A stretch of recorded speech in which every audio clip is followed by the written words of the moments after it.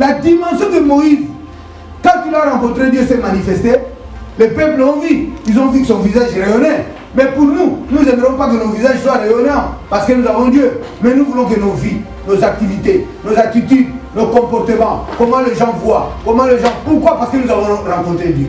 Donc pour Moïse, c'est juste une illustration, une image. Mais nous, nous devons réaliser ça différemment.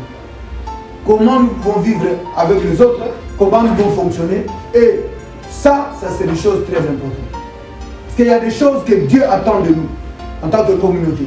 Si nous arrivons à comprendre ça bien, et vous verrez voir la gloire de Dieu. C'est important. Quand moi je dis, j'insiste beaucoup, que nous devons réellement briser nos natures là. Parce que toute personne, si vous voyez, quand les gens n'arrivent pas à servir Dieu, c'est par rapport à leurs intérêts propres. Donc ils mettent Dieu derrière leur dos. Même disposer le temps et tout ça. Il faut vraiment se battre. À tout moment être prêt. Parce que tu y es. Parce que quand nous avons reçu Jésus, nous avons dit quoi? Nos vies ne dépendent plus de nous. Nos vies dépendent de Dieu. Mais quand Dieu a besoin de toi, il n'arrive pas à te trouver. Pourquoi? Parce que toi aussi tu as tes besoins. Donc la chair te consomme. Tu es devenu un produit consommable pour la chair. Mais or nous devons faire pour être consommés par Dieu. C'est Dieu qui doit prendre le... Il ne commence pas jusqu'aujourd'hui. Nous sommes obligés de devenir ce que Dieu veut. Donc, la seule chose c'est quoi? Être flexible. Parce que chaque personne doit voir aussi sa nature pour essayer de discuter. Si nous discutons sur base de quoi? De nos natures, de nos comportements, où nous devons tous nous emboîter à ce que Dieu dit. Cela nécessite à changer nos comportements, à croire réellement ce que Dieu veut et à devenir ce que Dieu veut que nous soyons. Le problème c'est quoi? C'est Dieu qui donne l'orientation, c'est Dieu qui donne la direction. Nous devons nous soumettre, mais le problème c'est quoi? Des fois nous avons l'impression d'écouter Dieu, mais dans le fonctionnement, c'est notre fonctionnement qui reste toujours à l'exergue. Donc ça veut dire quoi? Nous pensons, des fois, dire les choses de Dieu bien, consciencieusement. Nous souhaitons bien aussi pour les autres. Des fois nous sommes rigides vis-à-vis des autres. Mais en même temps nous-mêmes, c'est comme si en nous, nous n'arrivons pas réellement à activer ce qu'il y a. Mais il y a une chose, moi j'aimerais vraiment que ça soit un déclic. Que chaque personne puisse comprendre que quand tu es là, il faut vraiment qu'il y ait un changement.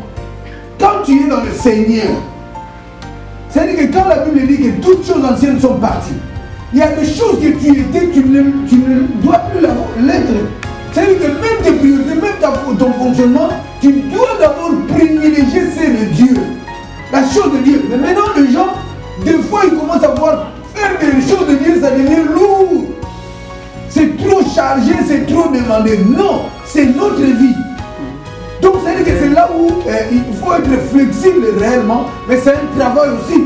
Mais le travail, quand je dis toujours, ça commence par le déclic, la prise de conscience. La prise de conscience, si toi tu connais, moi, toutes ces choses-là, j'ai commencé déjà à me poser la question entre tout ce qui est autour de moi et Dieu. Ma relation, est-ce que je le fais pour faire plaisir aux gens ou pour que j'ai les choses du monde ou pour que non?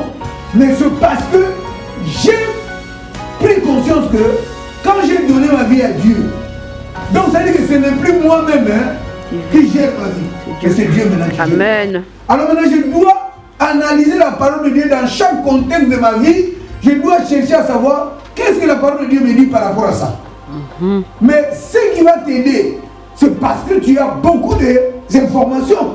Tu dois avoir l'information qui va t'aider à chaque situation, tu vas l'amener sur ce que Dieu dit. Comment Dieu, si Dieu était à ta place, comment Dieu demande de gérer cette situation. C'est là où tu verras, il y a des choses, c'est ce que je vous ai dit même le vendredi. Servir les gens, ce n'est pas une faiblesse. C'est à ça que nous sommes appelés. Mais maintenant la nature charnelle te dit non. Si tu fais ça, les gens vont jouer avec ça. Les gens vont... mais les gens là n'ont rien. Moi je suis un donneur. Je suis appelé à donner. Je ne me fatiguerai pas de le faire. Mais parce que ça devient ma nature. Pour ta parole de Dieu, il faut que cette parole soit transformée à la vie. Nous parlons beaucoup, mais nous avons peu de... Or, nous devons collaborer. Notre collaboration, c'est la mise en pratique de ce que nous avons compris de Dieu.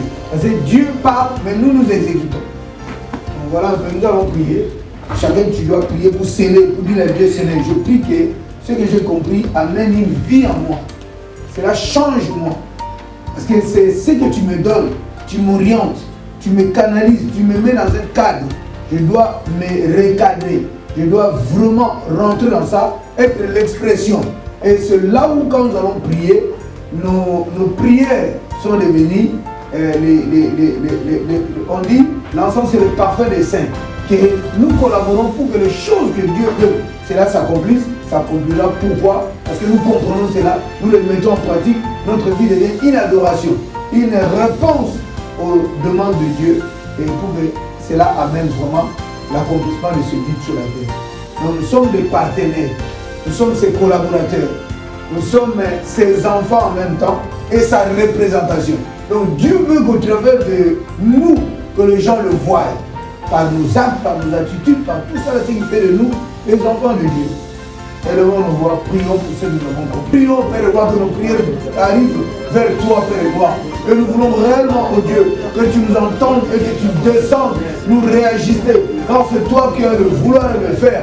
Fais-le, Père et gloire. Laisse que tes anges environnent ce lieu. Car les anges, Père et gloire, puissent nous fortifier, afin de nous orienter à marcher comme toi tu le veux.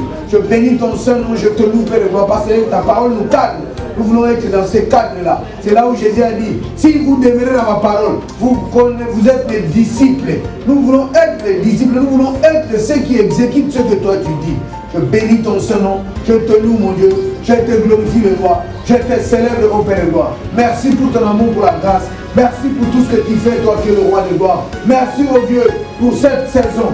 Merci, Père de gloire, pour tout ce que tu nous libères. Permets, oh Dieu, que cette parole ne tombe pas à terre, et que cela prenne vie dans la vie de tout un chacun, et que nous devenons réellement l'expression, la manifestation. C'est ce que nous appelons le reflet. Nous voulons être le reflet de ta gloire, au travers de nous que les gens te voient, par nos actes, par nos attitudes, par notre manière de parler et d'agir, afin que, oh Dieu, que nous puissions continuer à te témoigner, parce que nous sommes des témoins. Nous voulons, oh Dieu, Père de gloire, rendre, Père de gloire, réel ta parole et tout ce que tu dis. Et les gens vont le réaliser, parce que nous avons pris en compte et nous comprenons. Merci Seigneur, merci pour ton amour, merci pour les changements qui vont s'opérer au plus profond de nous, pour que nous devenions réellement ce que toi tu veux. Nous voulons voir nos vies rayonner dans tous les domaines, pour que nous puissions être réellement l'expression, enfin que Père et gloire, nous soyons le sel de la terre, pour que les autres voient ta gloire dans nos vies. Je bénis ton Saint-Nom, je te loue mon Dieu, je te glorifie, je te célèbre, je t'élève, je te bénis. Nous acceptons, Père et gloire, par la foi, tout le processus que tu peux nous amener, et que cela, Père et gloire, ne nous affaiblit pas, mais que nous serons plus forts de continuer et de croire en toi, que ce que tu dis, tu l'accompliras en un temps marqué dans ton plan. Nous bénissons ton Saint-Nom, nous te louons, nous te glorifions, nous te remercions. Ensemble, avec tous les saints, nous disons gloire et louange à toi, Seigneur Jésus-Christ. Amen.